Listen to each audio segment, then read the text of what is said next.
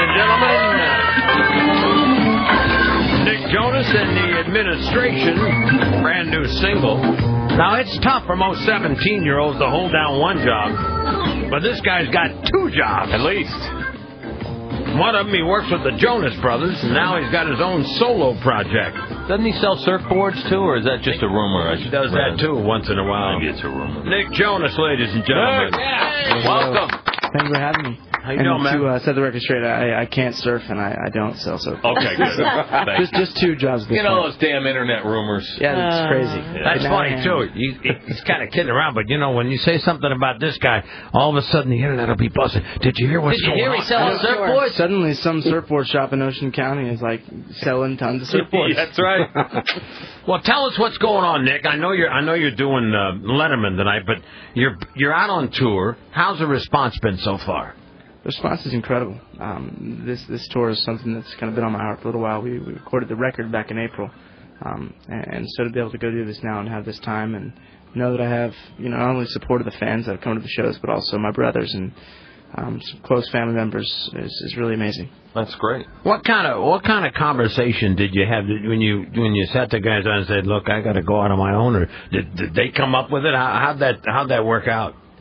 I think that once I started to write some songs that were stylistically a bit different than the Jonas Brothers sound, I thought that maybe making a record with some different musicians could be something that would be a fun project. And so I met with our management team first and talked to them about it, and they were excited about the idea and liked some of the songs that I played. And so then I sat down with Kevin and Joe and talked to them about it individually, and their reaction was both really great. I mean, they were so supportive and basically just said, Nick, we know who you are. We know that there's something on your heart, and go do it. You didn't get something like this. Oh, what are you doing, man?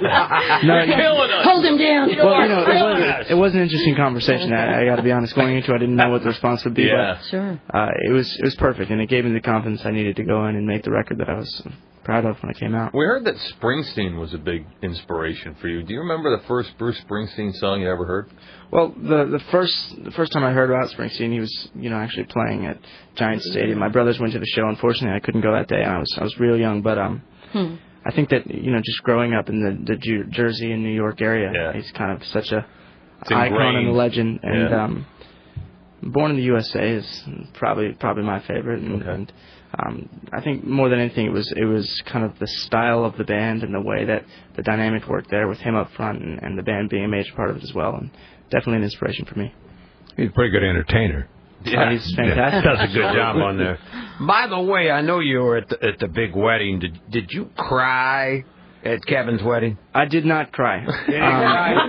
But it was close. Yeah. Huh? When I saw his face when he saw her, that was the moment for me, and it was a beautiful wedding, and so happy for him. And huge snowstorm that day. Yeah, big storm. It was a lot of people were questioning whether or not it affected the wedding in any way, but it actually made it more beautiful. That's cool. Kind of like a winter wonderland theme, and it was perfect. Beautiful location. Talking to Nick Jonas of the Jonas Brothers and of his very own band, the Administration. You guys, you're supposed to be on The Biggest Loser.